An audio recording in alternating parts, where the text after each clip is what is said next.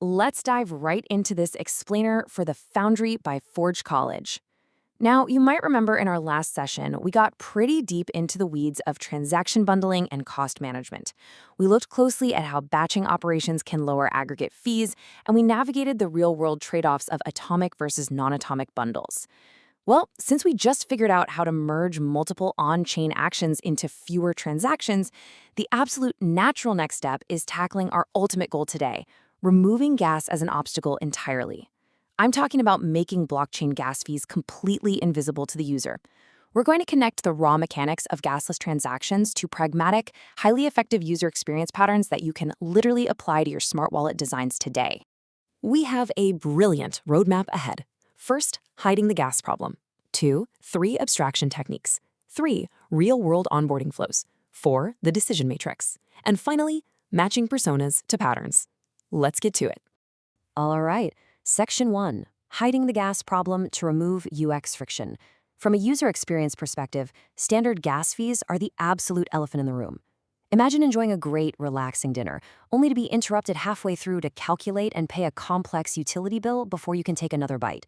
It just ruins the vibe, right? So what if we just fundamentally shifted our mindset? Seriously, what if your users never saw a gas fee again? This provocative idea is the core of our explainer today. We're pivoting away from technical limitations and back-end plumbing and moving toward pure, frictionless user experience. We absolutely have to move gas out of the critical path for user tasks when your product's primary metric is conversion. And that brings us to the core definition, gas abstraction. The crucial point here is that abstraction revolves around changing 3 fundamental axes. First, who pays?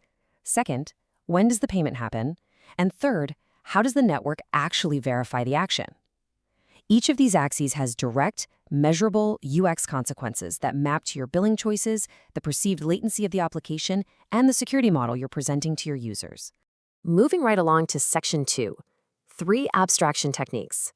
Understanding how these 3 distinct mechanisms differ is exactly how you start building that completely invisible experience. First up, we've got meta-transactions, which rely on relayers. Think of this like a friend spotting you for dinner. You don't pull out your own wallet, you just sign the receipt, or in our case, a lightweight intent, and your friend, the relayer, actually submits the transaction to the network and pays the gas for you. The main UX advantage here is minimal cognitive load. It's super easy, but actually there is a catch. If your friend is late to the restaurant, your transaction gets delayed. Your design absolutely must account for back-end reliability, meaning you have to build in graceful degradation, like maybe showing a pending state or a retry option, just in case that relayer hits a snag. Next, we have paymasters, which are central to ERC 4337 style account abstraction. This perfectly illustrates the corporate card analogy. A paymaster is a smart contract that dictates strict programmable rules for sponsorship. So, maybe your first 5 coffees are free, or transfers under a certain threshold are subsidized.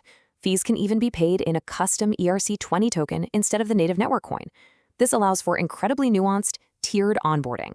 A newcomer gets a fully gasless flow, while power users might encounter explicit fee choices later on. Our third technique is the pre-funded session wallet. Think of this one as essentially a prepaid gift card. The wallet itself holds a native gas balance, and you deduct the cost directly from that internal balance. This gives you fantastic cost predictability. You don't have to sweat external relayer delays or Paymaster rules failing mid-transaction. You're completely shielded from external delays. However, it does introduce a very specific design challenge. You're introducing the user to the concept of an account balance right off the bat. So you'll need clear auto-refill or subscription-style billing interfaces to make sure it doesn't just feel like raw, clunky crypto management. When we stack the 2 approaches side by side, traditional versus abstracted, it's like night and day. On one side, you have jarring technical pop-ups interrupting the user journey to demand native network tokens. On the abstracted side, a completely invisible, smooth, subscription-like interface that keeps the user entirely focused on their actual goal. You're trading a bit of back-end transparency for front-end simplicity, which is absolutely essential if we want mass adoption. All right, Section 3, real-world onboarding flows. Let's see how all this theory actually plays out in a real scenario, like a new user signing up to create a social wallet and send a token. In the standard unabstracted flow, it is just a nightmare of friction. The user has to approve the account setup, then sign a totally separate intent for the transfer, then they're forced to calculate and pay gas, and finally execute the transfer. They're just bombarded with friction points. And no surprise, this leads directly to massive spikes in drop-off rates because they are literally forced to stop and do crypto math before they've even experienced the core value of your application. But throw a Relayer or Paymaster into the mix and watch how the UX magically transforms. The user signs a single combined intent. Boom. Then the automated setup and a sponsored transfer happens seamlessly in the background. It becomes a one-click experience. This perfectly demonstrates why progressive disclosure of fees is so incredibly powerful. You can just show a simple sponsored badge for the action, keeping the complex reality hidden until the user is actually ready for advanced features. Section 4. The decision matrix. Now we need to transition from how it feels to how we mathematically choose the right method using concrete, evidence-based rubrics. We're going to score these abstraction methods on a scale of 0 to 5, but we are relying strictly on observable metrics here. We're looking at hard data, signing drop-off percentages, the variance in gas consumed across bundled runs, relayer latency percentiles, and implementation complexity. No guessing allowed. Now, what's really fascinating here is how clearly this matrix maps out the trade-offs. Take a look at the Relayer approach.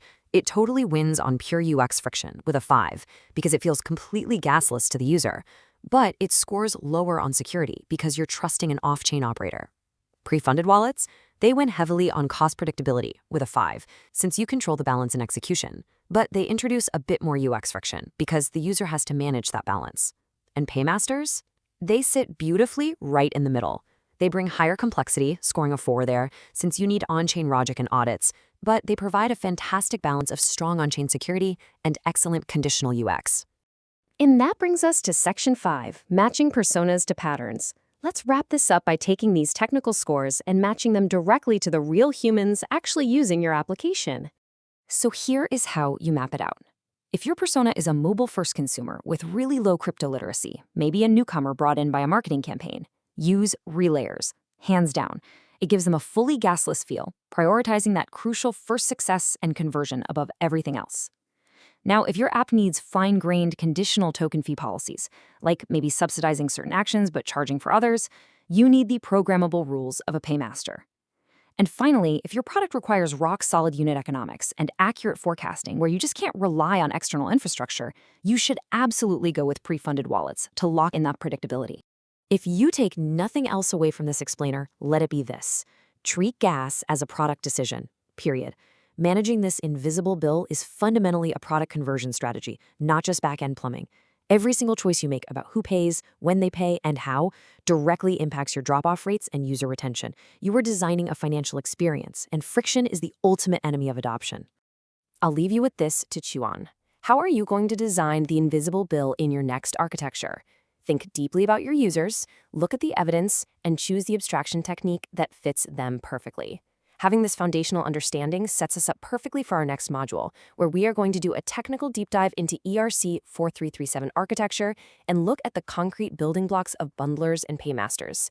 Until then, I highly encourage you to check out forge.college to continue exploring this and an entire library of other fascinating Web3 topics.